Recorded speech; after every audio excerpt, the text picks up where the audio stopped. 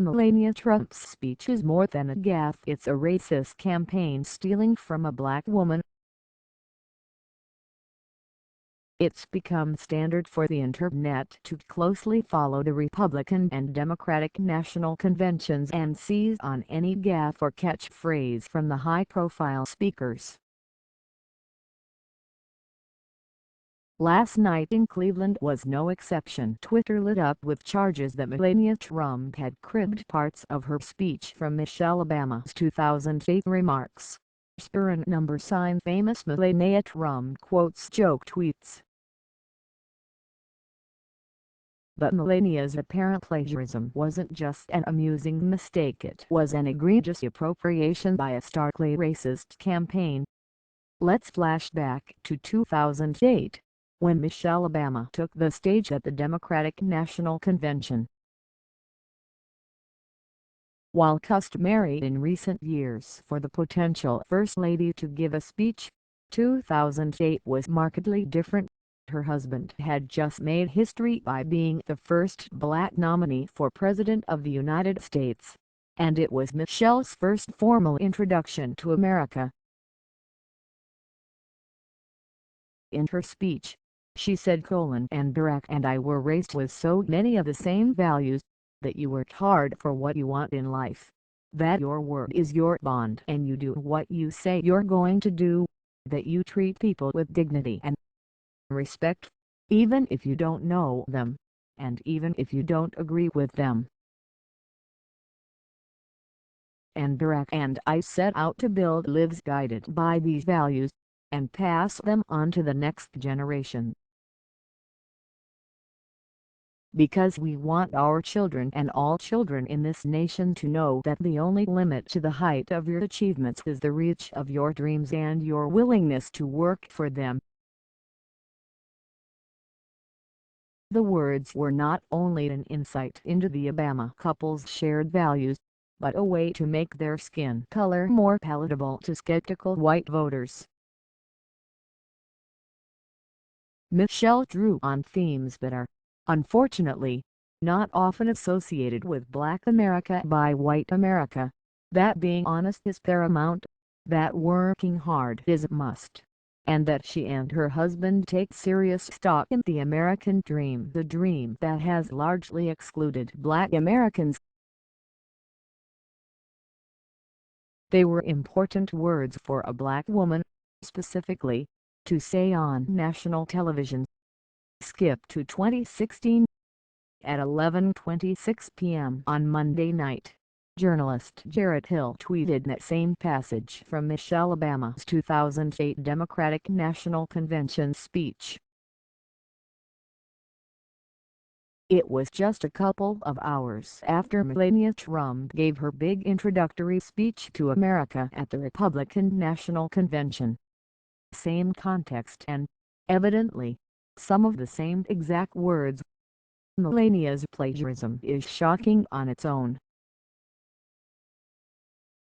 That plagiarism was able to slip through the ranks of Trump's campaign staff speaks volumes to the sloppiness and lack of control the Republican nominee has.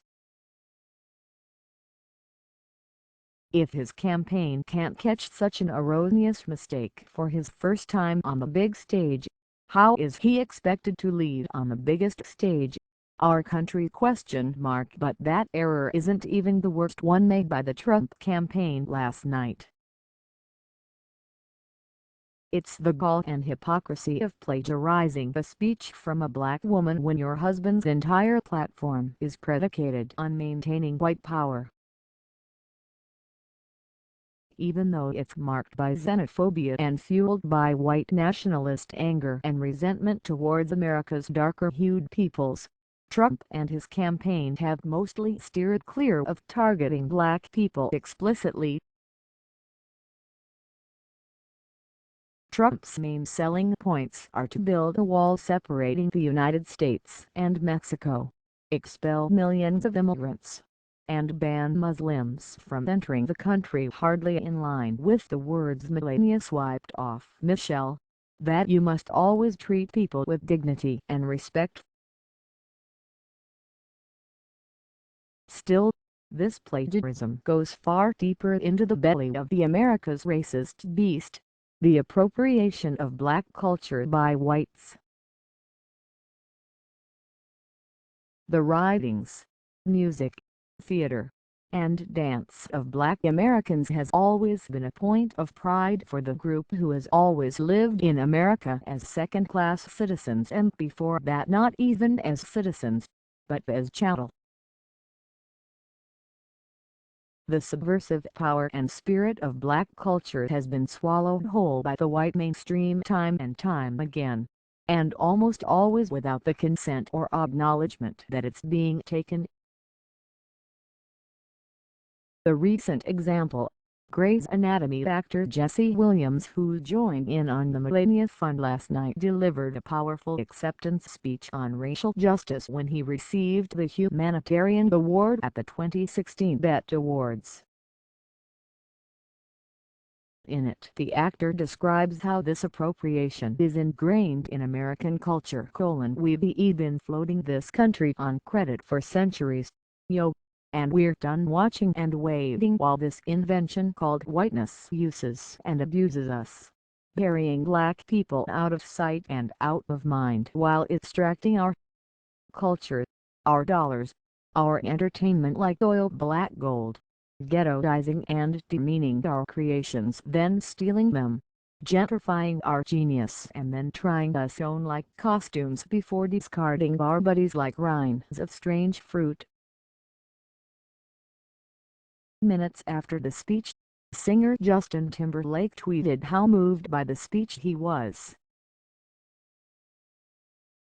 After some tweeted that the singer was a manifestation of exactly the phenomenon Williams was referring to, a mainstream white success taking from black music, Timberlake's response was not to recognize his privilege, but to fold the black experience into a universal one. "Oh, you sweet soul. The more you realize that we are the same, the more we can have a conversation," he wrote on Twitter. On Tuesday morning, campaign chairman Paul Manafort acted as the Justin Timberlake of the RNC, dismissing the plagiarism on CNN by explaining how Melania used common words and values in her speech. "To think that she would be cribbing Michelle Obama's words is crazy," he said. The blatant dismissal of American politics' most visible black woman's words perfectly illustrates how little value is placed on the words and experience of the black body. During a panel discussion with MSNBC's Chris Hayes at the RNC on Monday night, Representative Steve King, the Republican from Iowa, said this: "I'd ask you to go back through history and figure out, where are these contributions that have been made by these other categories of people that you're talking about? Where did any other subgroup of people contribute more to civilization?" Comedian Harry Condoboloo summed it up best when he replied in a Facebook post. Representative Steve King said white people contributed most to civilization. Melania Trump then showed us how by stealing from a person of color,